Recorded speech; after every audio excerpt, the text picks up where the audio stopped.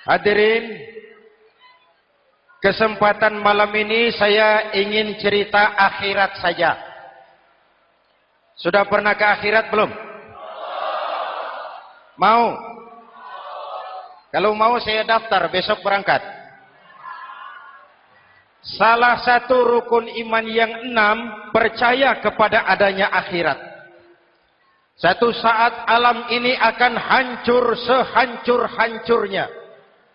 Bumi, gempa, gunung, meletus, air laut tumpah ke darat. Planet-planet bertabrakan, halilintar menyambar, angin topan bertiup.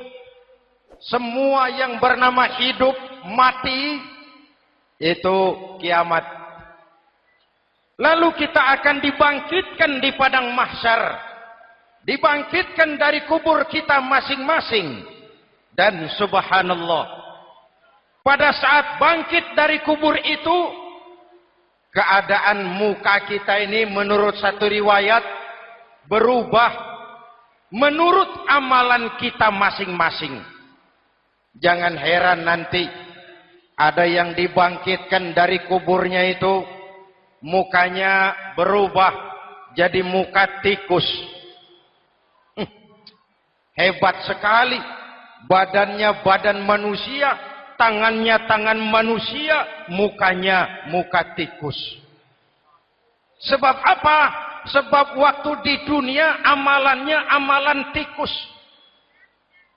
Apa amalan tikus itu? Suka menggeragoti barang yang disimpan rapi-rapi.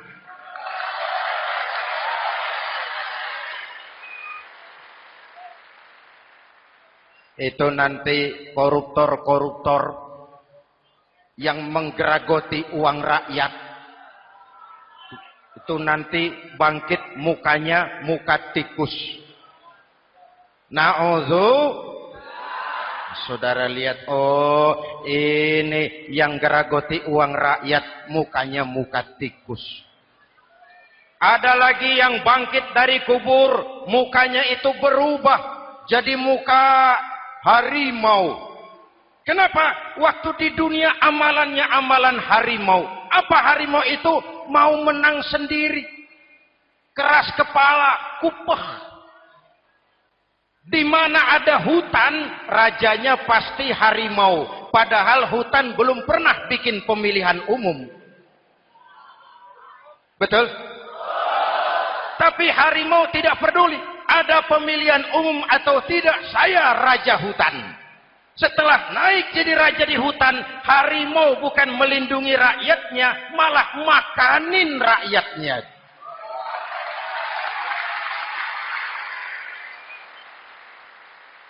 Orang-orang yang mau benar sendiri. Ada lagi yang bangkit dari kubur, gagah, mukanya muka ketek. Sebab apa? Waktu di dunia amalannya amalan ketek. Apa ketek itu? Rakus, serakah, tamak. Coba, ketek itu kasih pisang, dimakan. Berikan lagi, pegang. Berikan lagi, kakinya yang megang. Temannya diberikan, masih dirampas juga. Ketek. Serakah. Kalau mental ketek masih gentayangan di republik ini, maka pemerataan cuman akan jadi dongeng. Kaum muslimin yang berbahagia, pada saat itu di akhirat nanti, setiap orang sibuk dengan urusannya sendiri-sendiri. Boleh jadi setiap kita lalu akan dimintakan pertanggungjawaban jawab. Boleh jadi orang tua tidak sempat lagi mengingat anaknya. Saudara tidak lagi sempat memikirkan saudaranya. Tiap orang akan dimintakan pertanggungjawaban jawab. Dalam kondisi seperti itu, Rasulullah mengajarkan sab'atun yudhilluhumullahu yawma la dhilla illa zilluh. Ada 7 golongan manusia yang di akhirat nanti akan langsung mendapat perlindungan dari Allah Subhanahu wa ta'ala. Orang lain sibuk, dia tenang. Orang lain resah dan gelisah, dia ayem. Kenapa? Mendapat perlindungan dari Allah. Sebab ketika di dunia, ia memberikan perlindungan kepada orang banyak. Siapa mereka? Mudah-mudahan kita termasuk salah satu di dalamnya. Mencari perlindungan Allah lebih-lebih dalam situasi sekarang ini. Pertama, imamun adil. Yang akan mendapat perlindungan langsung dari Allah adalah pemimpin yang adil. Sebab apa? Pemimpin yang adil melindungi banyak rakyat, maka pantas di akhirat dilindungi oleh Allah Subhanahu. Kita ini kan zon politikan. Kita ini makhluk yang tidak mungkin hidup sendiri-sendiri. Untuk melaksanakan hajat bersama, kita memerlukan pemimpin. Memilih pemimpin itu tidak sulit. Dalam fikih ketika sholat itu dijelaskan bagaimana cara memilih imam. Siapa yang diangkat jadi imam? Pertama, a'lamuhum. Orang yang paling alim di kampungmu siapa? Angkat jadi imam. Yang paling alim, paling menguasai persoalan sehingga bisa membawa bangsa keluar dari kesulitan. Pemimpin yang bisa menyelesaikan masalah, bukan yang menimbulkan masalah.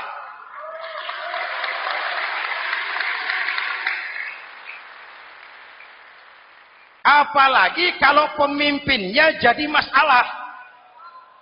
Bagian dari masalah. Ini namanya pengurus jadi urusan. A'lamuhum. Pak, di kampung saya ada 2 orang. Alimnya sama. Yang mana yang jadi imam? Afsahuhum, yang lebih fasih lidahnya, yang paling pandai menyuarakan aspirasi rakyatnya, punya sense of crisis. Yang satu alim tapi pelo, yang satu alim tidak pelo, yang tidak pelo jadi imam. Kenapa? Tidak sah orang fasih bermakmum kepada imam pelo. Pak, ini imam pelo, makmum pelo semua, sah. Namanya kampung pelo. Aduh Pak, ini 2 orang alimnya sama, fasihnya sama. Yang mana yang jadi imam? Aktsaruhum sinnan, yang lebih tua umurnya, senioritas baru dihitung. Lahirnya bareng Pak. Yang mana yang jadi imam? Awaluhum hijratan, yang lebih dulu tinggal di situ. Yang punya semangat nasionalisme yang tinggi, yang cinta kepada bangsa dan rakyatnya. Sudah ada imam, sudah, ayo azan. Apa azan itu? Proklamasi. Salat mau dimulai. Sudah azan? Sudah. Qobliyah 2 rakaat, qobliyah. Apa qobliyah itu? Dulu ada namanya Panitia Persiapan Kemerdekaan Indonesia. Qobliyah. Sudah qobliyah? Sudah. Luruskan shaf, atur barisan yang lurus, rapatkan barisan. Apa ini? Bentuk pemerintahan yang kompak, bersih, berwibawa. Jangan sesama elit saling tawuran.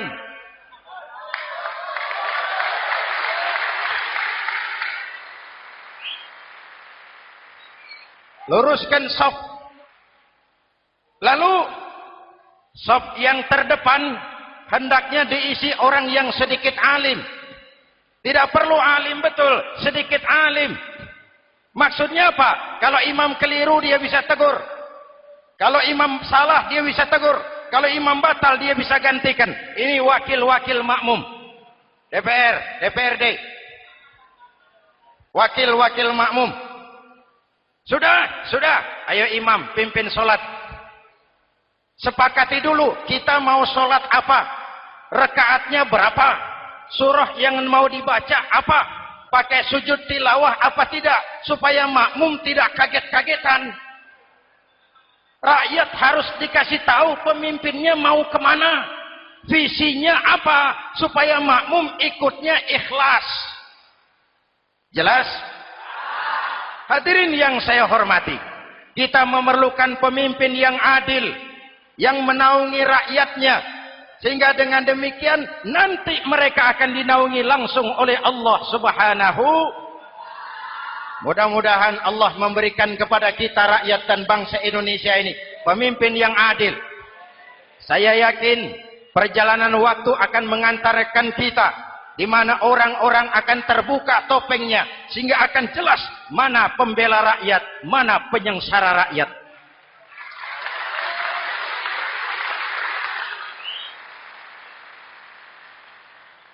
Lalu sebenarnya tiap kita ini kan pemimpin. Pak Lurah pemimpin di kelurahannya, Pak Camat pemimpin di kecamatannya, kepala suami pemimpin di rumah tangganya, anak muda pemimpin bagi dirinya. Dan setiap kita akan dimintakan pertanggungan jawab tentang apa yang kita pimpin. Marilah setiap kita berusaha menjadi pemimpin yang adil. Satu. Yang kedua, syab nasya'a fi ibadatillah. Anak muda yang tekun beribadah kepada Allah. Amin. Remaja adalah masa depan kita semua. Akan bagaimana Republik Indonesia, bahkan akan bagaimana Islam di Republik Indonesia 20, 30, 40 tahun yang akan datang, anak-anak kita jawabannya. Jelas? Maka menghancurkan Islam tidak usah menyegel masjid, tidak usah menutup pesantren, tidak perlu melarang pengajian, cukup dengan meracuni remaja dan pemuda Islam, menjauhkan mereka dari agama dan ulama. Kalau mereka sudah jauh dari agama dan ulama, tinggal menunggu pergantian generasi.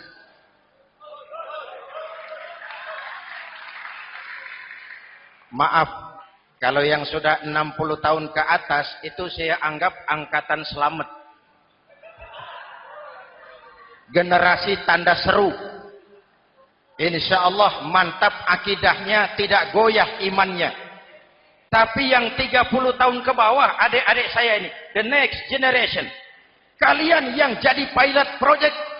Hei remaja-remaja Islam, kalau mau jadi remaja dan pemuda modern, jangan dekat-dekat ke masjid kuno.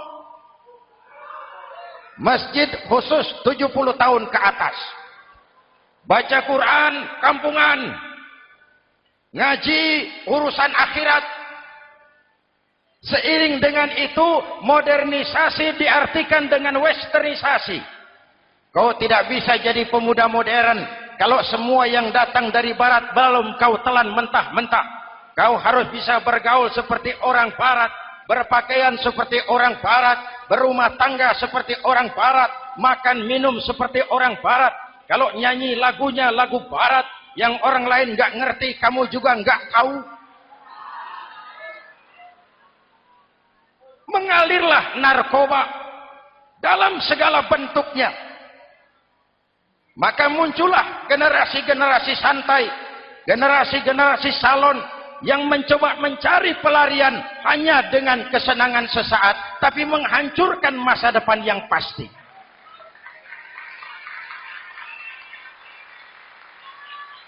Maka mengalirlah free love, free sex, Samenleben, hidup bersama di luar nikah alias kumpul. Ya sama saja, kumpul kebo, kumpul embek itu sama. Hadirin yang saya hormati, kalau sudah hancur tinggal menunggu pergantian generasi. Oleh karena itu, adik-adik saya, para remaja, para pemuda, kalian harapan kami semua. Di pundak kalian kami pertaruhkan hari depan bangsa dan negara ini. Hidup cuma putaran menunggu giliran. Ada saat datang, ada waktu pergi. Ada hari lahir, ada saat kembali. Ada hari dilantik, ada saat untuk menyerahkan jabatan. Hidup cuma sekadar menunggu giliran. Karena itu kepada kalian saya ingatkan satu ucapan orang bijak. Hai anak muda, berpikirlah kau di waktu pagi. Bekerjalah di waktu siang, makanlah di waktu sore, dan tidurlah di waktu malam. Berpikir di waktu pagi, belajar mumpung masih muda. Bekerjalah di waktu siang, Amalkan ilmu itu setelah dewasa. Makanlah di waktu sore, hari tua tinggal menikmati hasilnya. Tidurlah di waktu malam, matilah dengan tenang. Kalau pagi kau tidak berpikir, nanti siang kau tidak akan bisa bekerja. Kalau siang tidak kerja, nanti sore mau makan apa? Kalau sore tidak makan, alamat malam nggak bisa tidur.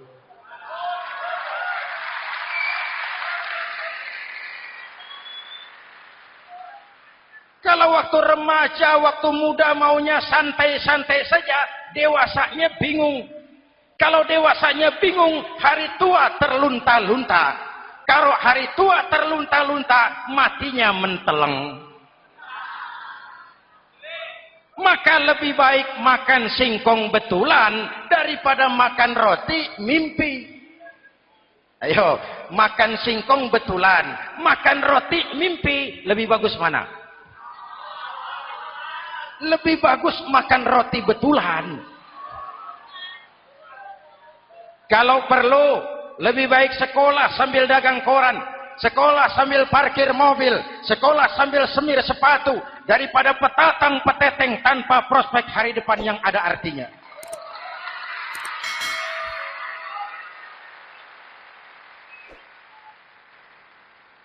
Inilah golongan kedua yang nanti akan langsung mendapat perlindungan dari Allah. Anak muda yang tekun ibadah. Kalau orang tua tekun ibadah, pantas. Orang tua rajin ibadah, tidak istimewa. Masya Allah Pak, itu orang tahajudnya hebat, wirid yasinnya mantap, puasanya luar biasa, zikirnya mantap. Umurnya berapa? 70. Wajar. Lalarwi sanjo. Sudah larut senja. Kalau 70 masih jadi preman, kapan tobatnya? Tapi kalau ada anak muda, darahnya masih mengalir dengan panas, keinginannya masih sejuta khayal, dia bisa salurkan di jalan Allah, itu amat disukai Allah, dan itu akan mendapat perlindungan langsung dari Allah Subhanahu. Hadirin kaum muslimin di seluruh tanah air yang saya cintai, sekarang kita sampai kepada golongan ketiga yang nanti dinaungi Allah. Itu siapa? Rajulun qalbuhu mu'allakun bil masajid. Seseorang yang hatinya selalu terpaut kepada masjid. Masjid memang tempat melaksanakan sholat, tapi lebih dari itu dia adalah pusat kegiatan umat. Umat Islam dengan masjid seperti ikan dengan air, tidak boleh berpisah. Sehingga ada hadis qudsi mengajarkan, inna buyuti fil ardil masajid wa inna zuwari fiha ummaruha. Rumahku di permukaan bumi adalah masjid. Orang-orang yang memakmurkan masjid adalah tamuku. Dari masjidlah terpancar semangat silaturahmi, dan itu yang sangat kita perlukan sekarang. Di tengah-tengah kerentanan kita sebagai bangsa, masjid harus jadi lem perekat. Di sini siapapun yang datang mengucapkan assalamualaikum, betul? Menebarkan salam, menebarkan rasa damai, bersalaman. Kata Nabi, ma min muslimaini yaltaqiyani fayatasafahani illa ghafarallahu dzunubahuma. Apabila dua orang Islam bertemu lalu bersalam-salaman, Allah akan menghapuskan dosa yang terjadi di antara kedua orang itu. Bangsa kita sedang rentan perpecahan. Benih-benih disintegrasi bertebaran di mana-mana. Maka mari kita kembali ke masjid untuk menyusun semangat kebersamaan, meluruskan saf, merapatkan barisan, dan menerjemahkannya di luar masjid. Ini ada kaitannya dengan faktor yang keempat, yang langsung dilindungi Allah. Siapa mereka? Rajulani tahabba fillahi ijtama'a alaihi wa tafarraqa alaihi. Dua orang yang bersaudara, bertemu karena Allah, berpisah karena Allah. Itu akan dilindungi langsung oleh Allah di hari akhirat nanti.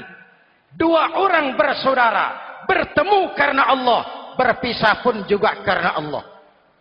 Tadi dalam perjalanan ke sini saya melalui sebuah desa. Masih ada sisa-sisa tawuran antar desa. Saya tidak sebutkan desanya, itu rahasia perusahaan. Saya cuma prihatin siapa lawan siapa. Siapa yang kita bakar rumahnya, siapa yang kita sambiti dengan batu, siapa yang kita rugikan, padahal urusannya kadang-kadang sepele. Di satu desa misalnya cuma urusan kaset jadi tawuran antar desa. Ini kan hal yang sangat sepele. Padahal Nabi mengajarkan dengan keras, kalau dua orang Islam saling bertengkar, al-qatil wal maktul finnar. Yang membunuh dan yang dibunuh, dua-duanya neraka. Sahabat bertanya, ya Rasul, kalau yang membunuh masuk neraka, pantas. Kenapa yang dibunuh neraka juga? Rasulullah senyum lalu berkata, yang dibunuh pun sudah punya niat membunuh. Cuma keduluan dibunuh. Andai kata tidak dibunuh, dia yang akan membunuh. Mari kita renungkan, kenapa sebagai bangsa kita seperti tercabut dari akar budaya kita. Kita jadi beringas, kita jadi brutal untuk hal yang sepele. Yang satu teriak Allahu Akbar, yang lain teriak Allahu Akbar. Siapa lawan siapa? Dulu Bung Tomo teriak Allahu Akbar, musuhnya londo. Sayyidina Hamzah, Khalid bin Walid teriak Allahu Akbar, yang dilawan kafir. Abu Jahal, Abu Lahab, Abu Sufyan. Sekarang si Ali lawan si Hasan, Hasan Allahu Akbar, Ali Allahu Akbar. Siapa lawan siapa?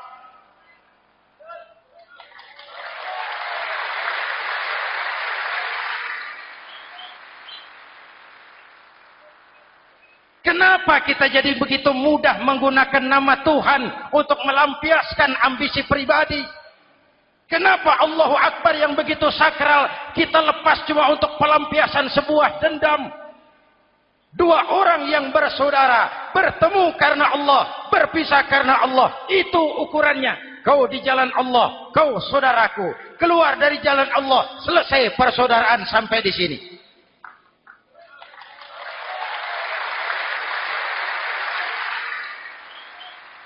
Hadirin, lewat mimbar ini saya kembali menekankan, mari kita pelihara kerukunan. Pertama, rukun antar umat seagama. Sesama muslim harus bersatu. Yuk, kita rukun yuk. Kita kompak yuk. Kita bersatu yuk. Sesama muslim, kaos boleh berbeda, boleh. Jaket boleh tidak sama, silakan. Paham politik boleh berbeda, boleh. Kau lewat sana, saya lewat sini, nanti kita ketemu di sana. Betul? Mari lapang dada menerima perbedaan, tetapi mengarah kepada satu tujuan yang sama. Walaupun bineka, kita ini tunggal. Seperti dilatih di masjid ini. Dua orang yang bersaudara, bertemu karena Allah, berpisah karena Allah. Hati-hati, di masyarakat sekarang ini kan lebih banyak tukang kompor daripada tukang lem. Tahu tukang kompor?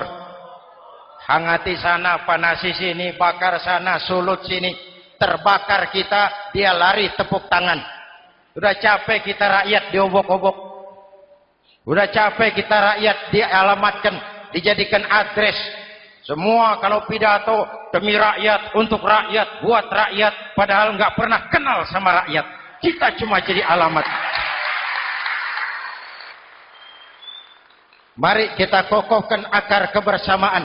Kita sama-sama anak Ibu Pertiwi. Di negeri ini kita dilahirkan. Air negeri ini yang kita minum. Udara negeri ini yang kita hirup. Kalian remaja, kalian pemuda, lebih bertanggung jawab karena kalian anak Ibu Pertiwi. Hadirin yang saya hormati, maka tetaplah jaga semangat kebersamaan.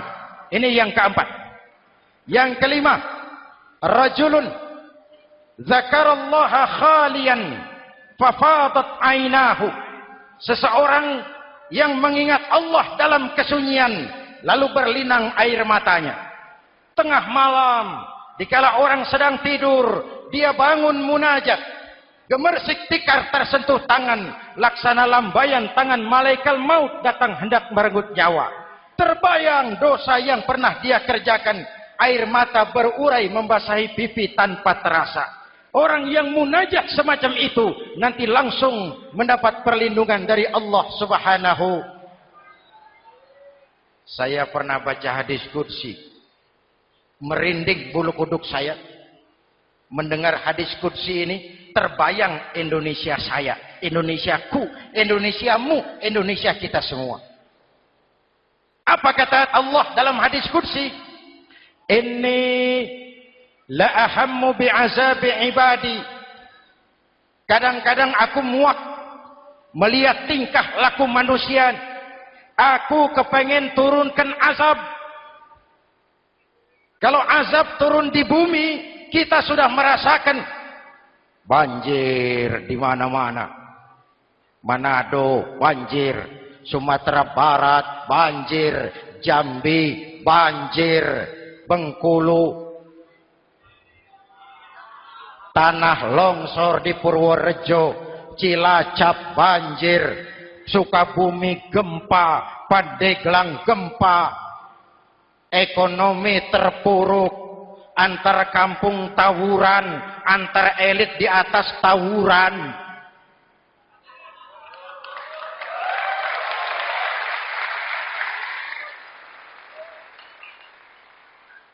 Hutang numpuk. 40% APBN kita ini sekarang cuma untuk bayar hutang.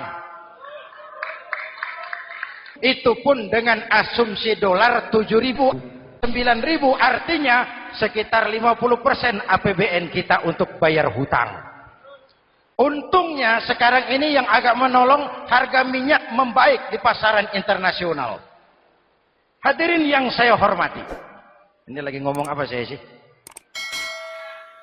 Aku pengen turunkan azab. Tetapi kata Allah, ketika aku melihat orang-orang tua yang sujud di keheningan malam, bayi-bayi tanpa dosa masih menyujud. Ada hadis qudsi mengajarkan, inna buyuti fil ardil masajid wa inna zuwari fiha ummaruha. Rumahku di permukaan bumi adalah masjid. Orang-orang yang memakmurkan masjid adalah tamuku. Dari masjidlah terpancar semangat silaturahmi. Dan itu yang sangat kita perlukan sekarang. Di tengah-tengah kerentanan kita sebagai bangsa, masjid harus jadi lem perekat. Di sini siapapun yang datang mengucapkan assalamualaikum. Betul? Menebarkan salam, menebarkan rasa damai, bersalaman. Kata Nabi, ma min muslimaini yaltaqiyani fayatasafahani illa ghafarallahu dzunubahuma. Apabila dua orang Islam bertemu lalu bersalam-salaman, Allah akan menghapuskan dosa yang terjadi di antara kedua orang itu. Bangsa kita sedang rentan perpecahan. Benih-benih disintegrasi bertebaran di mana-mana. Maka mari kita kembali ke masjid untuk menyusun semangat kebersamaan, meluruskan saf, merapatkan barisan, dan menerjemahkannya di luar masjid. Ini ada kaitannya dengan faktor yang keempat, yang langsung dilindungi Allah. Siapa mereka? Rajulani tahabba fillahi ijtama'a alaihi wa tafarraqa alaihi. Dua orang yang bersaudara, bertemu karena Allah, berpisah karena Allah. Itu akan dilindungi langsung oleh Allah di hari akhirat nanti. Dua orang bersaudara, bertemu karena Allah, berpisah pun juga karena Allah. Tadi dalam perjalanan ke sini, saya melalui sebuah desa. masih ada sisa-sisa tawuran antar desa. Saya tidak sebutkan desanya, itu rahasia perusahaan. Saya cuma prihatin, siapa lawan siapa? Siapa yang kita bakar rumahnya? Siapa yang kita sambiti dengan batu? Siapa yang kita rugikan? Padahal urusannya kadang-kadang sepele. Di satu desa misalnya, cuma urusan kaset jadi tawuran antar desa. Ini kan hal yang sangat sepele. Padahal Nabi mengajarkan dengan keras, kalau dua orang Islam saling bertengkar, al-qatil wal maktul finnar. Yang membunuh dan yang dibunuh, dua-duanya neraka. Sahabat bertanya, ya Rasul, kalau yang membunuh masuk neraka, pantas. Kenapa yang dibunuh neraka juga? Rasulullah senyum lalu berkata, yang dibunuh pun sudah punya niat membunuh. Cuma keduluan dibunuh. Andai kata tidak dibunuh, dia yang akan membunuh. Mari kita renungkan, kenapa sebagai bangsa kita seperti tercabut dari akar budaya kita. Kita jadi beringas, kita jadi brutal untuk hal yang sepele. Yang satu teriak Allahu Akbar, yang lain teriak Allahu Akbar. Siapa lawan siapa? Dulu Bung Tomo teriak Allahu Akbar, musuhnya londo. Sayyidina Hamzah, Khalid bin Walid teriak Allahu Akbar, yang dilawan kafir. Abu Jahal, Abu Lahab, Abu Sufyan. Sekarang si Ali lawan si Hasan, Hasan Allahu Akbar, Ali Allahu Akbar. Siapa lawan siapa?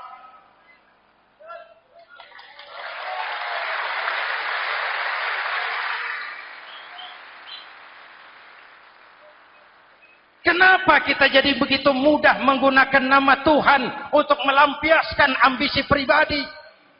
Kenapa Allahu Akbar yang begitu sakral kita lepas cuma untuk pelampiasan sebuah dendam?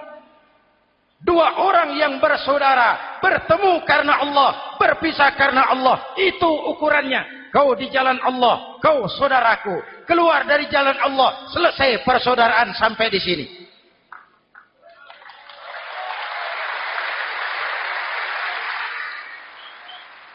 Hadirin, lewat mimbar ini saya kembali menekankan, mari kita pelihara kerukunan. Pertama, rukun antar umat seagama.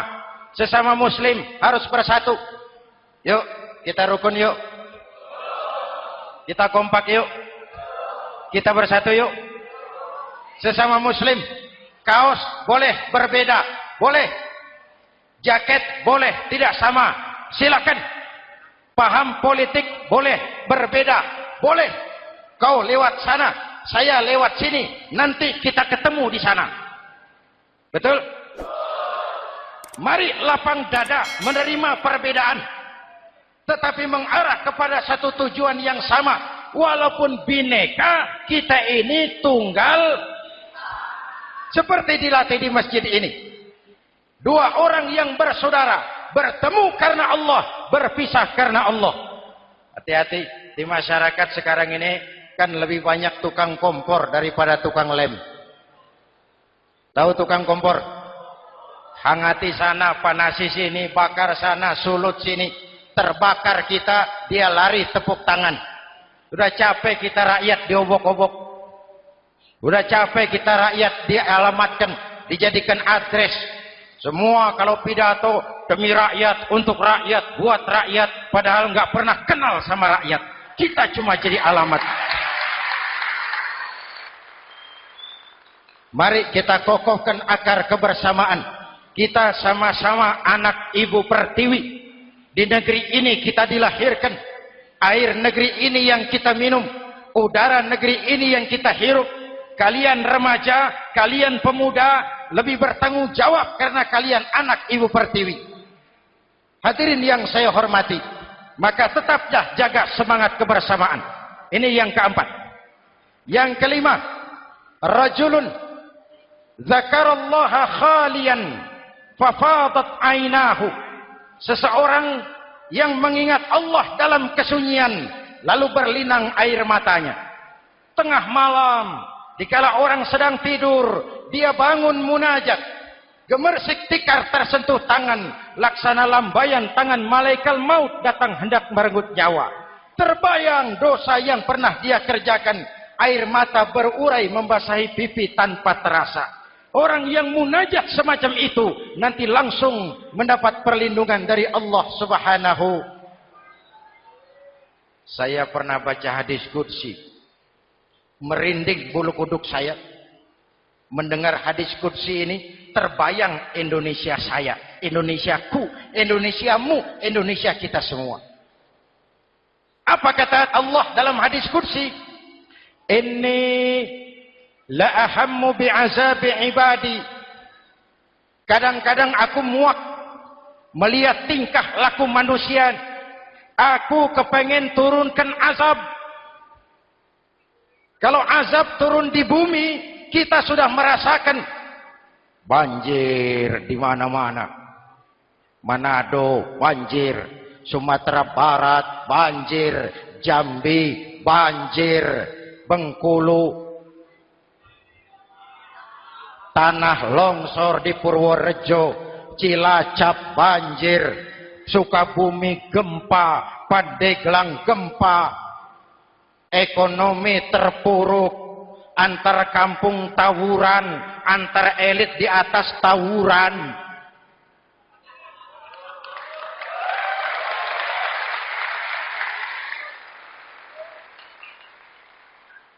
Hutang numpuk. 40% APBN kita ini sekarang cuma untuk bayar hutang. Itu pun dengan asumsi dolar 7.000, 9.000, artinya sekitar 50% APBN kita untuk bayar hutang.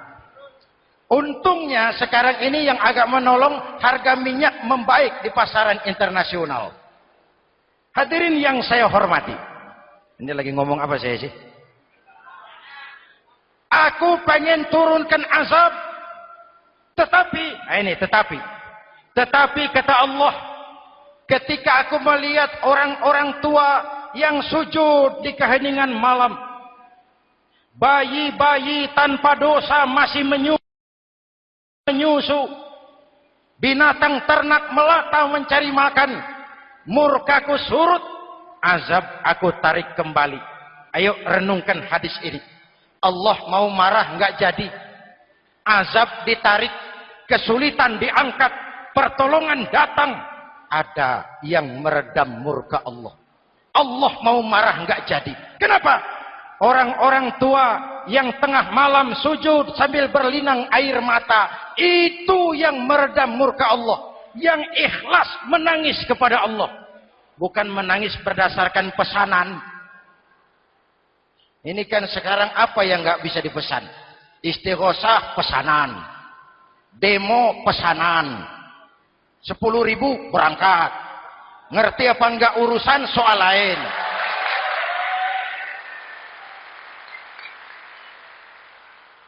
Jadi bukan demonstran, pekerja demo. Orang tua yang ikhlas nangis kepada Allah di keheningan malam, kita hutang jasa kepada orang-orang tua yang ikhlas seperti itu. Itu yang menjaga keselamatan bangsa. Allah mau murka nggak jadi, sepanjang masih banyak orang-orang tua yang sujud di tengah malam. Amin. Yang kedua, bayi tanpa dosa masih menyusu. Tanpa dosa, binatang melata mencari makan. Sekarang bagaimana kesulitan gak mau panjang, mengamalkan hadisnya terbalik. Yang disuruh itu orang tua tengah malam sujud, bayi tanpa dosa nyusu. Sekarang ini orang tua tengah malam nyusu, bayi tanpa dosa dibuang ke tempat sampah. Akibat pergaulan bebas, bayi tanpa dosa dibuang ke tempat sampah, orang tua tengah malam.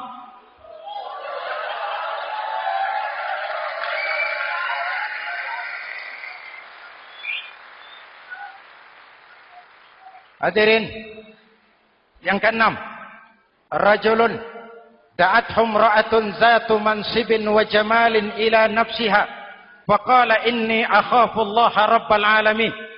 Orang yang bermoral dibujuk rayu oleh perempuan cantik, lalu dia berkata, maaf, saya takut kepada Allah. Orang bermoral yang merasakan kehadiran Allah dekat dalam hidup. Umpama waktu puasa, saudara sholat zuhur. Sebelum sholat saudara berwudu. Ketika berkemur saudara korupsi. Sedikit airnya saudara minum. Jangankan polisi, teman wudu sebelah pun tidak tahu kalau waktu berkemur saudara korupsi. Kenapa kita tidak mau melakukan? Ada rasa malu kepada Allah. Ini yang perlu kita tumbuh kembangkan. Rasa malu kepada Allah subhanahu wa ta'ala. Yang ketujuh, rajulun tasaddaqa bi sadaqatin fa akhfaha. Orang yang bersedekah lalu disembunyikan sehingga tangan kiri tidak tahu apa yang diberikan oleh tangan kanan. Orang yang punya kepedulian tinggi tetapi ikhlas menolong yatim, membantu sesama dalam rangka menegakkan masyarakat yang adil dan makmur. Mari kita mohon kepada Allah, semoga kita semua senantiasa dalam perlindungannya di dunia ini dan lebih-lebih di akhirat nanti. Al-Fatihah. A'udzubillahi Siratal ladzina an'amta 'alaihim ghairil maghdubi 'alaihim waladdallin. Amin. Bismillahirrahmanirrahim. Alhamdulillahirabbil alamin. Allahumma shalli ala Muhammad wa ala alihi wa sahbihi ajmain. Rabbana taqabbal minna salatana wa siyamana wa qiyamana wa takhashu'ana wa ta'abbudana wa tammim taksirana ya arhamar rahimin. Allahumma ja'alna minas su'ada'il makbulin wa la taj'alna minal ashqiya'il mardudin. Rabbana zalamna anfusana wa illam taghfir lana wa tarhamna lanakunanna minal khasirin. Afdalu ma qultuhu ana wan nabiyyuna min qabli la ilaha illallah.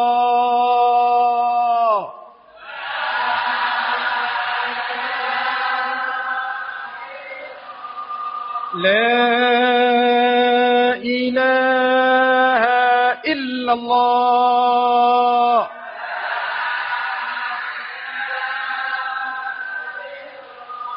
Muhammadur Rasulullah.